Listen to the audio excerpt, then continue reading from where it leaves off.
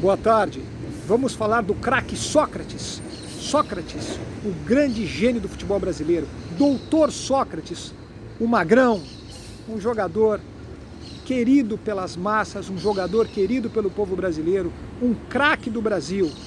Técnica precisa, inteligência de filósofo grego, movimentação constante em campo, posicionamento perfeito para receber a bola, passes precisos, passava com suavidade, antevisão das jogadas, leitura rápida do jogo. Sócrates era um super jogador, marcou época, indiscutivelmente no futebol brasileiro e mundial. Goleador, Sócrates era artilheiro e goleador, artilheiro pelo Botafogo de Ribeirão Preto em 1976 do Campeonato Paulista com 15 gols. Nesse ano ele fez 7 gols contra a Portuguesa Santista.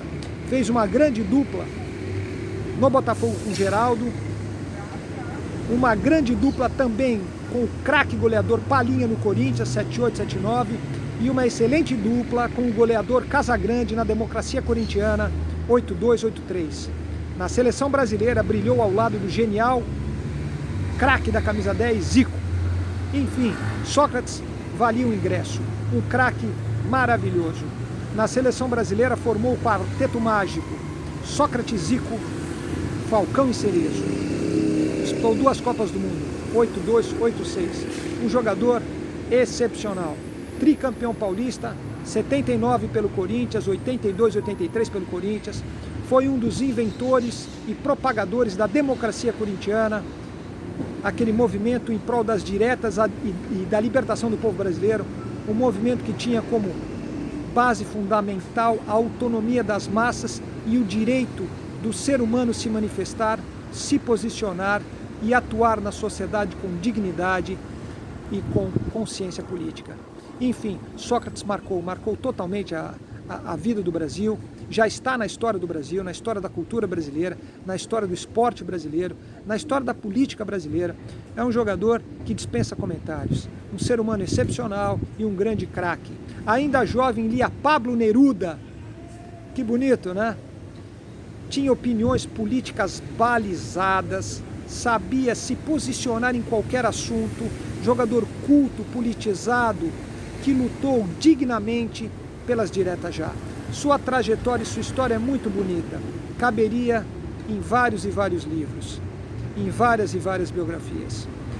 Enfim, Sócrates era uma fera, dentro de campo fazia jogadas incríveis e lindas, marcou a história do futebol na seleção, no Corinthians, no Botafogo, jogou no Santos, jogou na Fiorentina da Itália, enfim, por onde passou, marcou. Lembrar de Sócrates é lembrar de um futebol brasileiro romântico, de habilidade, que se jogava ofensivamente, procurando gol a todo instante. Todo instante se procurava gol. E Sócrates sabia enfiar a bola, sabia fazer tabelas rápidas, sabia se projetar ao ataque com muita malícia. Ele tinha uma ginga de corpo toda única. 1,93 m de altura, cabeça erguida, corpo ereto, magnetismo. Sabia a hora certa de movimentar o corpo em campo e desenvolveu com muita acuidade de sentidos o toque de calcanhar. Sabia utilizar o calcanhar como ninguém do futebol mundial. O futebol brasileiro teve como grandes jogadores que utilizavam o calcanhar, primeiro foi Charles Miller, que jogou no SPAC. Posteriormente, Ipojucan, da Portuguesa de Desportos do Vasco da Gama na década de 1950, um craque no calcanhar. E Sócrates recriou e aprimorou essa forma excepcional de tocar de calcanhar. Em vez de virar o corpo, ele tocava de calcanhar. Muito mais rápido, muito mais eficiente, muito mais objetivo. Grandes gols, foi um grande ídolo do futebol brasileiro, um jogador marcante, com estilo próprio, ele se identificava com a torcida, ele era símbolo de liberdade, de talento e de arte. Símbolo, mito, um dos mais importantes representantes do futebol brasileiro ao longo da sua história. Doutor Sócrates, que legal isso, hein?